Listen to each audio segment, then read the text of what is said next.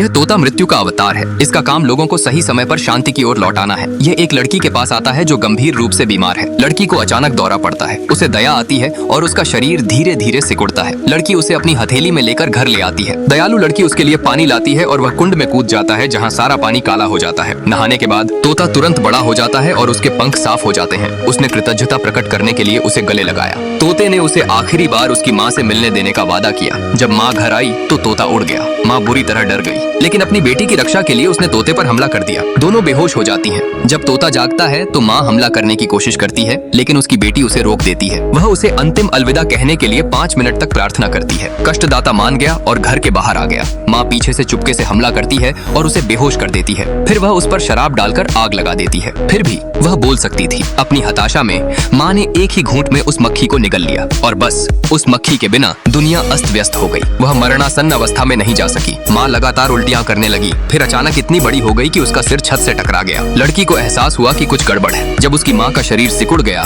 तो वह उसे घर के बाहर ले गई। उसके हाथ के एक इशारे से एक मक्खी मर गई। माँ नई मक्खी बन गई। वह अपनी बेटी को समुद्र तट पर ले गई और उसके मुंह से मौत निकल गई। मौत चाहती थी कि वह समझे कि लड़की को क्यों जाना चाहिए। फिर वह फिर से उसके अंदर घुस गई। अपनी बेटी से प्रेरित होकर वह उसे जंगल में ले जाती है, जहाँ उसे एक भिखारी दिखाई देता है जिसे वहाँ से चले जाना चाहिए था और जो एक जानलेवा बीमारी से पीड़ित था। उसने उसकी पीड़ा दूर करने के लिए हाथ हिलाया। उसने एक के बाद एक ऐसे लोगों को विदा किया जो मर रहे थे, लेकिन उन्हें राहत नहीं मिल पा रही थी। लेकिन वह अपनी बेटी को विदा नहीं करना चाहती थी। जैसे जैसे समय बीतता गया, कैंसर ने लड़की को और भी दुखी कर दिया और माँ का दिल टूट गया। अंत में उसने अपने जीवन का सबसे कठिन निर्णय लिया।